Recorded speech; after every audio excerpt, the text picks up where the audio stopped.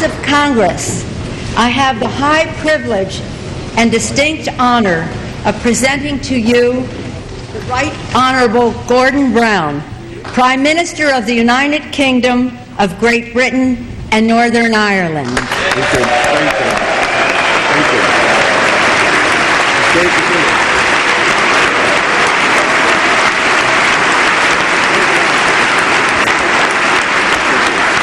Thank you. Thank you.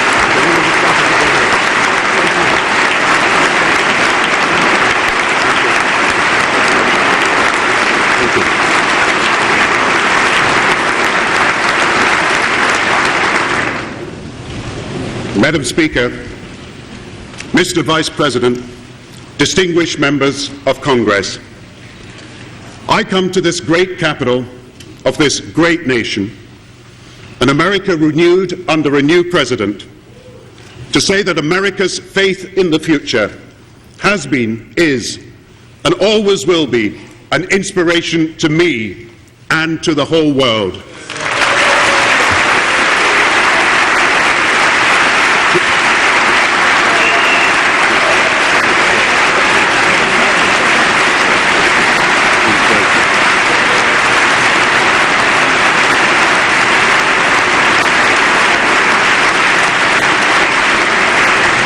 Two centuries ago, your creation of America was the boldest possible affirmation of faith in the future. It's a future you have not just believed in, but a future you have built with your own hands. And on the 20th of January, you, the American people, wrote the latest chapter in the American story with a transition of dignity in which both sides of the aisle should take great pride.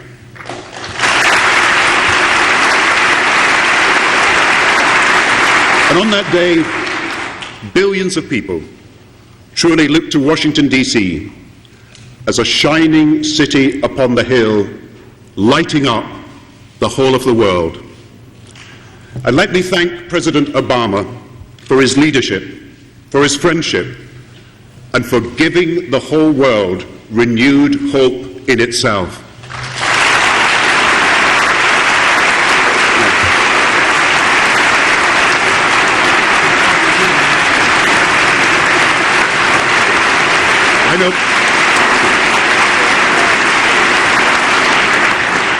I know you will allow me to single out for special mention today one of your most distinguished senators, known in every continent and a great friend. Northern Ireland today is at peace. More Americans have health care. Children around the world are going to school. And for all those things, we owe a great debt to the life and courage of Senator Edward Kennedy.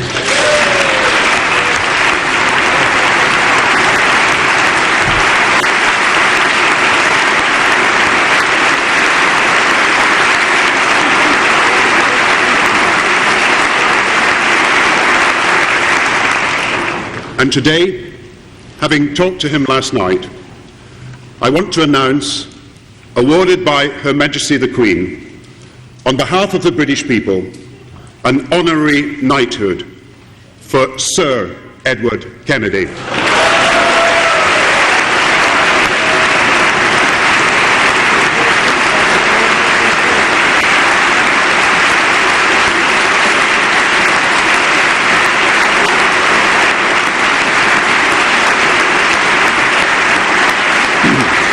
Madam Speaker, Mr. Vice President, I come in friendship to renew for new times our special relationship that is founded on our shared history, our shared values, and I believe our shared futures. I grew up in the 1960s as America, led by President Kennedy, looked to the heavens and saw not the endless void of the unknown, but a new frontier to dare to discover and to explore. People said it couldn't be done, but America did it. And 20 years later, in the 1980s, America, led by President Reagan, refused to accept the fate of millions trapped behind the Iron Curtain and insisted instead that the peoples of Eastern Europe be allowed to join the ranks of nations which live safe, strong and free. People said it would never happen in our lifetime, but it did, and the Berlin Wall was torn down brick by brick.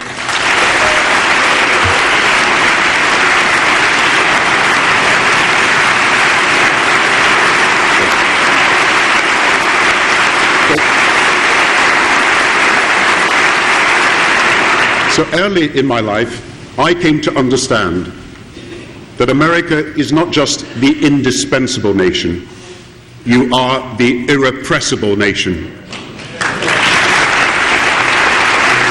Throughout your history, America has led insurrections in the human imagination. You've summoned revolutionary times through your belief that there is no such thing as an impossible endeavor. And it's never possible to come here without having your faith in the future renewed. Now, I want to thank you on behalf of the British people, because throughout a whole century, the American people stood liberty's ground, not just in one world war, but in two. And I want you to know that we will never forget the sacrifice and the service of the American soldiers who gave their lives for people whose names they never knew and whose faces they never saw, yet people who have lived in freedom thanks to the bravery and valor of the Americans who gave that last full measure of devotion.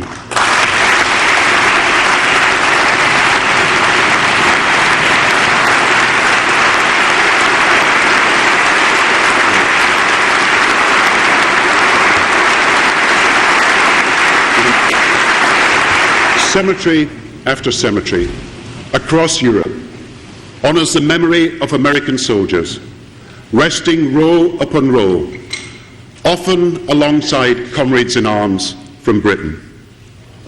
And there is no battlefield of liberty on which there is not a piece of land that is marked out as American. And there is no day of remembrance within Britain that is not also a commemoration of American courage and sacrifice far from home. In the hardest days of the last century, faith in the future kept America alive. And I tell you that America kept faith in the future alive for all the world. And let me pay tribute to the soldiers, yours and ours, who today fight side by side in the plains of Afghanistan, the streets of Iraq, just as their forefathers fought side by side in the sands of Tunisia, the beaches of Normandy, and then on the bridges over the Rhine.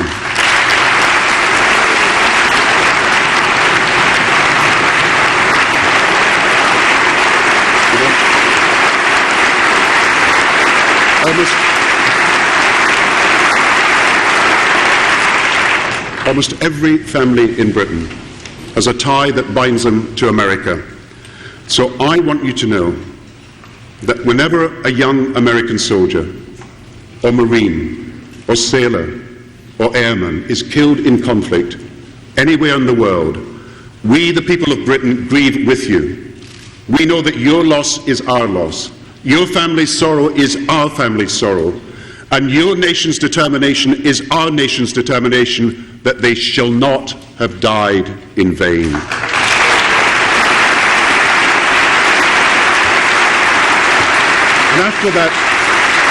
And after that terrible September morning, when your homeland was attacked, the Coldstream Guards at Buckingham Palace played the Star-Spangled Banner, our own British tribute, as we wept for our friends in the land of the free and the home of the brave.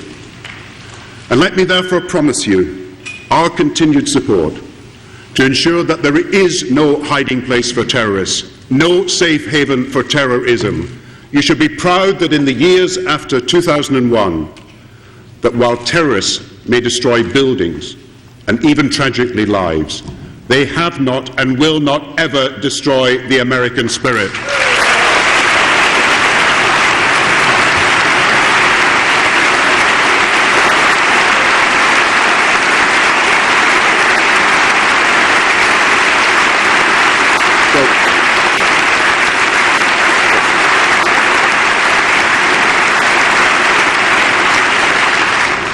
so let it be said of the friendship between our two countries, that it is in times of trial true, in face of fear faithful, and amidst the storms of change constant. And let it be said of our friendship also, formed and forged over 2 tumultuous centuries, a friendship tested in war, strengthened in peace, that it is not just endured, but is renewed each generation to better serve our shared values and fulfill the hopes and dreams of the day. Not an alliance of convenience. It is a partnership of purpose. Alliances can wither or be destroyed, but partnerships of purpose are indestructible. Friendships can be shaken, but our friendship is unshakable.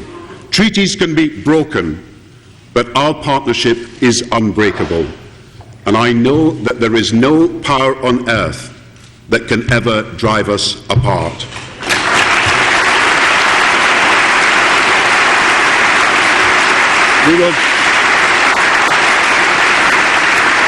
We will work tirelessly with you as partners for peace in the Middle East, for a 2-state solution proposed by President Clinton and driven forward by President Bush that provides for nothing less than a secure Israel, safe within its borders, existing side by side with a viable Palestinian state.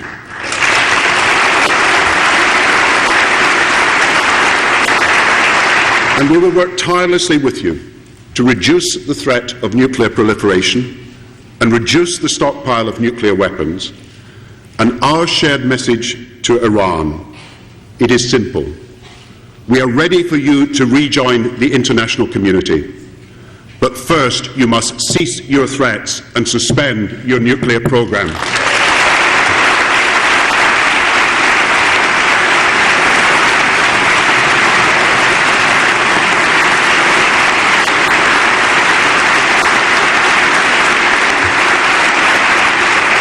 Past Prime Ministers have travelled to this Capitol building in times of war to talk of war. I come now to talk of new and different battles we must also fight together, to speak of a global economy in crisis and a planet in peril. These are new priorities for our new times. And let us be honest, tonight too many parents, after they put their children to bed, will speak of their worries about losing their jobs or the need to sell the house. Too many will share stories of friends or neighbours already packing up their homes. Too many will talk of a local store or business that has already gone to the wall. For me, this global recession is not to be measured just in statistics or in graphs or on a balance sheet. Instead, I see one individual with one set of dreams and fears, then another, and then another, each with their own stars to reach for, each part of a family, each at the heart of a community, now in need of help and hope. And when banks have failed and markets have faltered, we, the representatives of the people, have to be the people's last line of defence.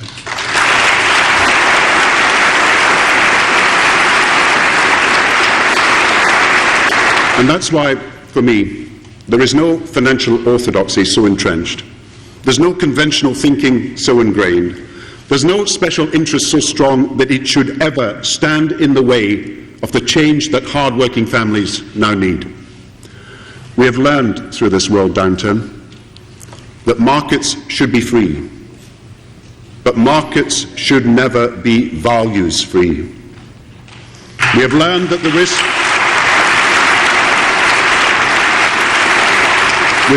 risks people take should never be separated from the responsibilities that they must meet.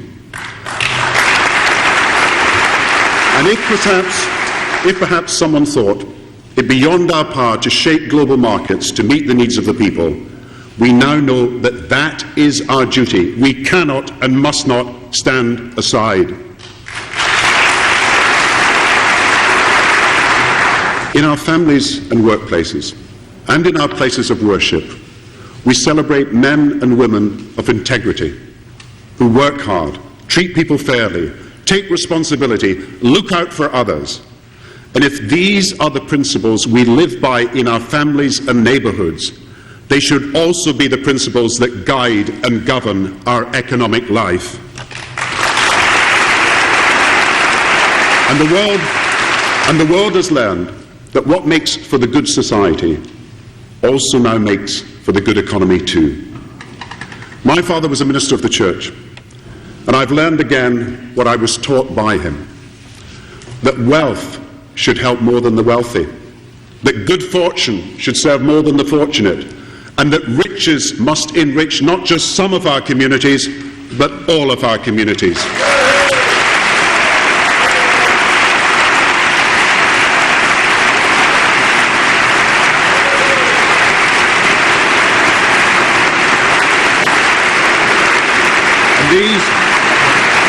And these enduring values are, my view, the values we need for these new times. We tend to think of the sweep of history as stretching across many months and years before culminating in decisive moments that we call history.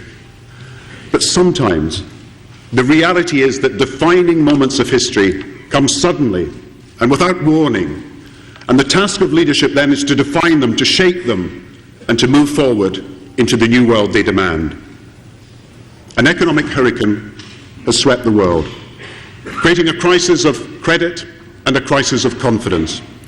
History has brought us now to a point where change is essential, and we are summoned not just to manage our times, but to transform them. And our task is to rebuild prosperity and security in a wholly different economic world, where competition is no longer just local, but it's global, and where banks are no longer national, but they're international. And we need to understand, therefore, what went wrong in this crisis, that the very financial instruments that were designed to diversify risk across the banking system instead spread contagion right across the globe. And today's financial institutions, they're so interwoven that a bad bank anywhere is a threat to good banks everywhere. But should we succumb to a race to the bottom and to a protectionism that history tells us that in the end protects no one? No, we should have the confidence, America and Britain most of all, that we can seize the global opportunities ahead and make the future work for us. And why? Because while today people are anxious and feel insecure, over the next 2 decades, literally billions of people in other continents will move from being simply producers of their goods to being consumers of our goods. And in this way, the world economy will double in size. Twice as many opportunities for business, twice as much prosperity, the biggest expansion of middle-class incomes and jobs the world has seen. So we win our future not by retreating from the world, but by engaging with it. And America and Britain will succeed and lead if we tap into the talents of our people, unleash the genius of our scientists, set free the drive of our entrepreneurs. We will win the race to the top if we can develop the new high value-added products and services and the new green goods that the rising number of hard-working families across our globe will want to buy. So in these unprecedented times, we must educate our way out of the downturn. We must invest and invent our way out of the downturn. We must retool and reskill our way out of the downturn. And this is not blind optimism or synthetic confidence to console people. It's the practical affirmation for our times of a faith in a better future. Every time we rebuild a school, we demonstrate our faith in the future. Every time we send more people to university, every time we invest more in our new digital infrastructure, every time we increase support for our scientists, we demonstrate our faith in the future. And so I say to this Congress and this country, something that runs deep in your character and is woven in your history. We conquer our fear of the future through our faith in the future. And it is this faith in the future that means we must commit to protecting the planet for generations that will come long after us. The Greek proverb, what does it say? Why does anybody plant the seeds of a tree whose shade they will never see? The answer is because they look to the future. And I believe you, the nation that had the vision to put a man on the moon, are also the nation with the vision to protect and preserve our planet Earth.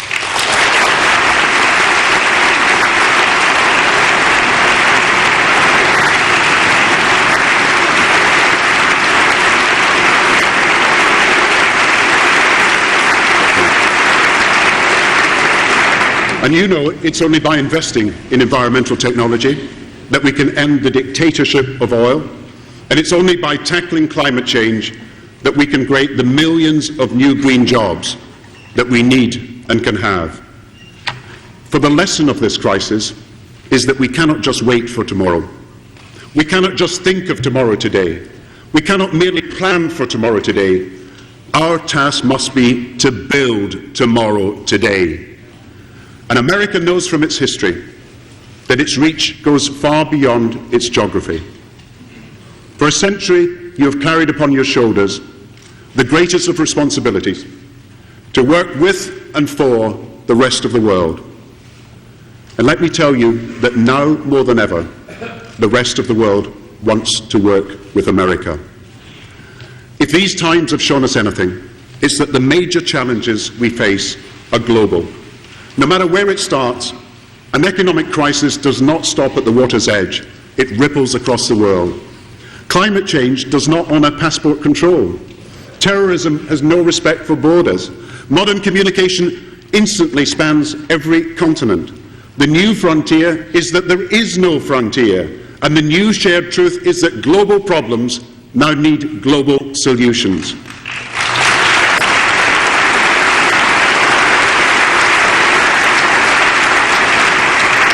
And let me say to you directly, you now have the most pro-American European leadership in living memory.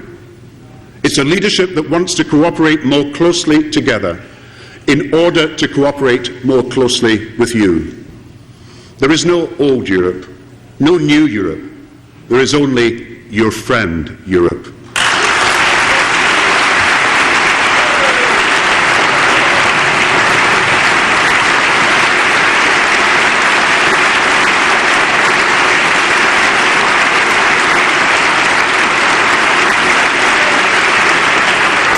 So once again I say, we should seize this moment, because never before have I seen a world willing to come together so much. Never before has that been more needed, and never before have the benefits of cooperation been so far-reaching.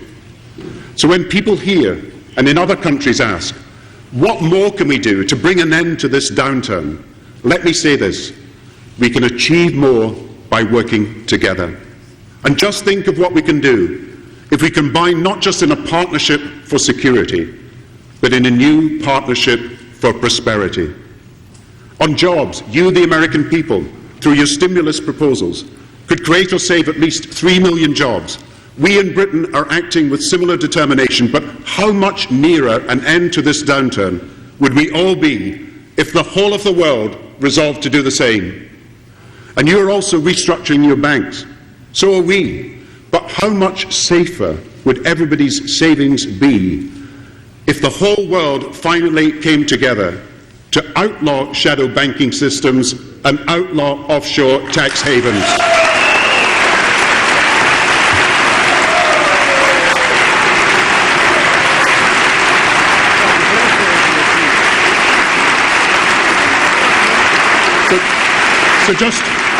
So just think how each of our actions, if combined, could mean a whole much greater than the sum of its parts. All and not just some banks stabilised. On fiscal stimulus, the impact multiplied because everybody is doing it. Rising demand in all our countries, creating jobs in each of our countries. And trade, once again, the engine of prosperity, the wealth of nations restored. No one should forget, it was American visionaries who, over a half a century ago, coming out of the deepest of depressions and the worst of wars, produced the boldest of plans for global economic cooperation. They recognized that prosperity was indivisible. They concluded that to be sustained, it had to be shared. And I believe that ours too is a time for renewal, for a plan for tackling recession and building for the future. Every continent playing their part in a global New Deal, a plan for prosperity that can benefit us all. And first, so that the whole of our worldwide banking system serves our prosperity rather than risks it. Let us agree at our G20 summit in London in April rules and standards for proper accountability, transparency and reward that will mean an end to the excesses and will apply to every bank, everywhere and all the time.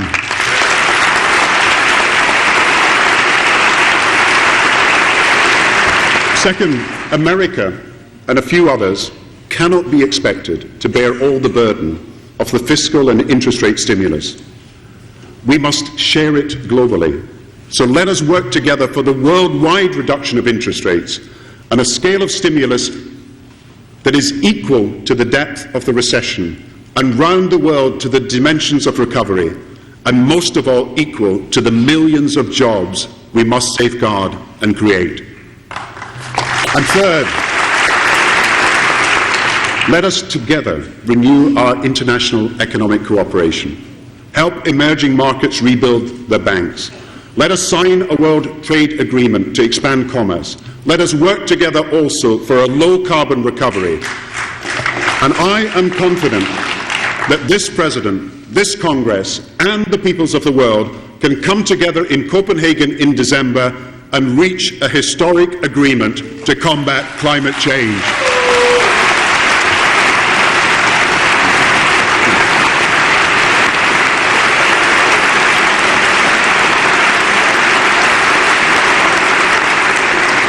And let us never forget, in times of turmoil, our duty to the least of these, the poorest of the world.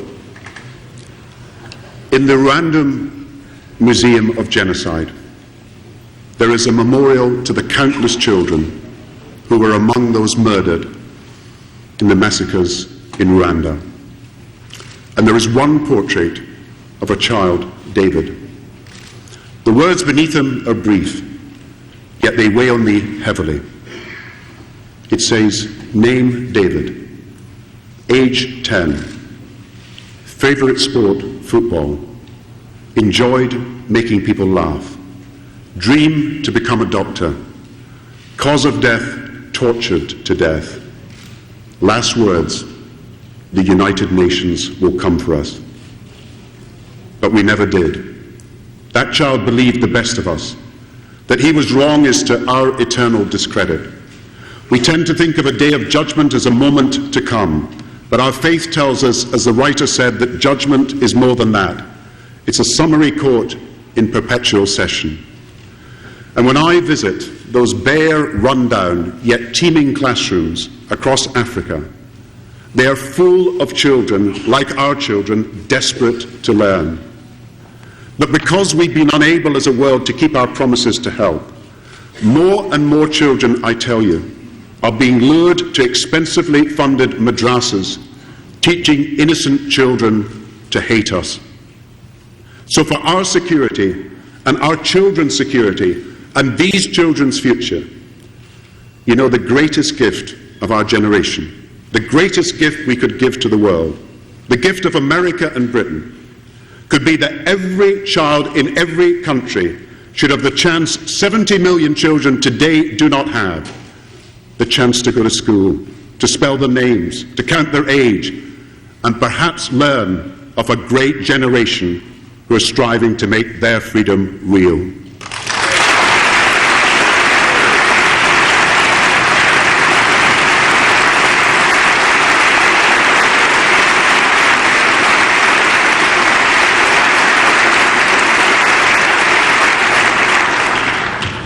For let us remember that there is a common bond that across different beliefs, cultures, and nationalities unites us as human beings.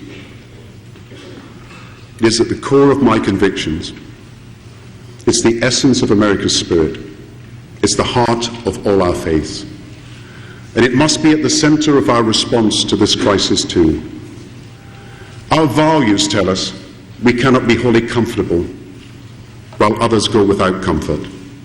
That our communities can never be fully at ease if millions feel ill at ease. That our society cannot be truly strong when millions are left so weak. And this much we know: when the strong help the weak, it makes us all stronger. And this too is true. All of us know that in a recession, the wealthiest, the most powerful, and the most privileged can find a way through.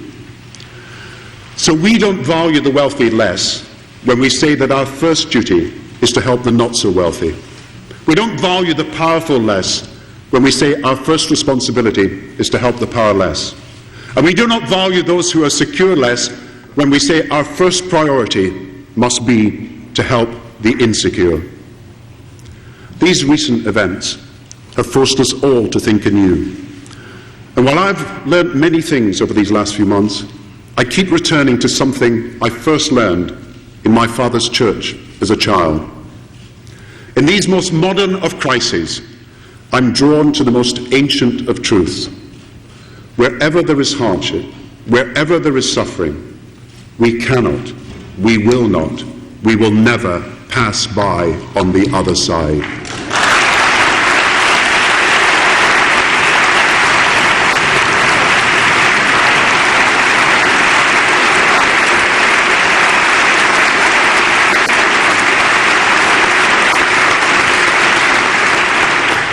But you know, working together, there is no challenge to which we're not equal. There's no obstacle we cannot overcome. There's no aspiration so high it cannot be achieved. In the depths of the Depression, when Franklin Roosevelt did battle with fear itself, it was not simply by the power of his words, his personality, and his example that he triumphed. Yes, all these things mattered, but what mattered more was this enduring truth, that you, the American people, at your core, where as you remain, every bit as optimistic as your Roosevelts, your Reagans, and your Obamas.